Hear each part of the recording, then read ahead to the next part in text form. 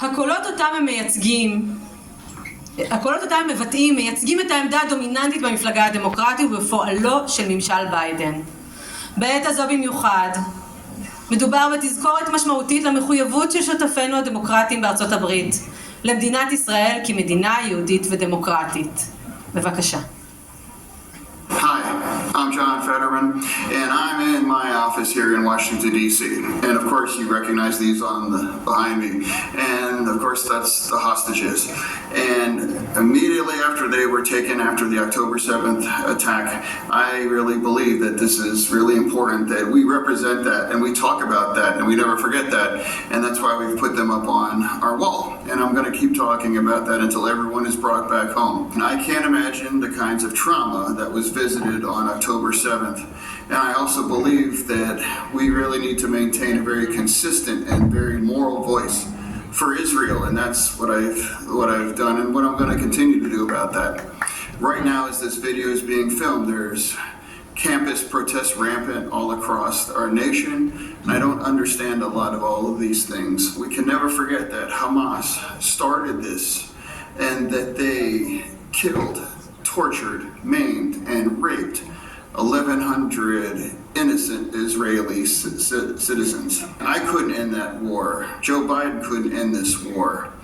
Anyone can end this war except for Hamas. If they decide to send everyone back home and surrender all of the misery and all of the destruction and death in Gaza, they own that whole entire catastrophe, and Israel deserves our support, and I was very proud to vote for that aid. No conditions on that. When you're in a war with an organization like Hamas, you need to have those resources without some kind of a condition. Israel is our very special ally, and we have a very special relationship. And regardless of what others might side, Israel is on the right side, and I'm on this side. Thank you for this opportunity to speak with you.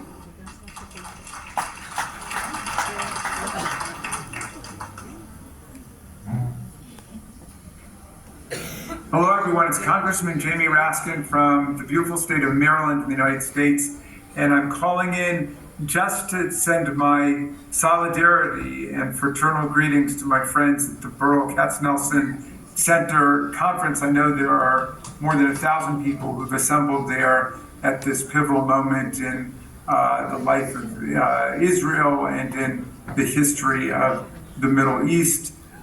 We have been with you in body and soul and spirit since the nightmare of the October 7th atrocities took place, when Hamas, the terrorist death cult, unleashed so much violence and so much pain on the people of Israel. And we have been with you all the way in standing for the security of Israel and in opposition to Hamas. At the same time, we have been very concerned that the war against Hamas not become a war against the Palestinian people, and we have been standing up for the human rights of people in Gaza and trying to make sure that the laws of war and international humanitarian law are respected, even as Israel engages in a just war of self-defense against this terrorist assault.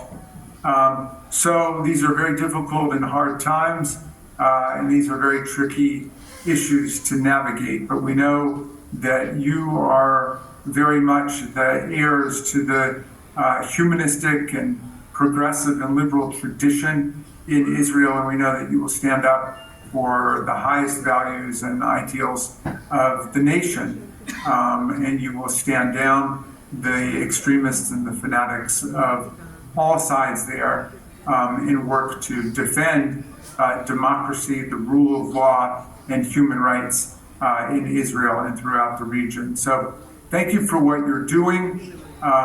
Thank you for standing tall against authoritarianism, against fascism, and in defense of democracy, freedom, civil liberties, and equality. And I hope and I trust that the people in the room will be able to work towards peace and democracy and human rights for all the people of the Middle East. Thank you for what you've been doing. You're a great inspiration to us in America, and you have supporters in your work all over the world.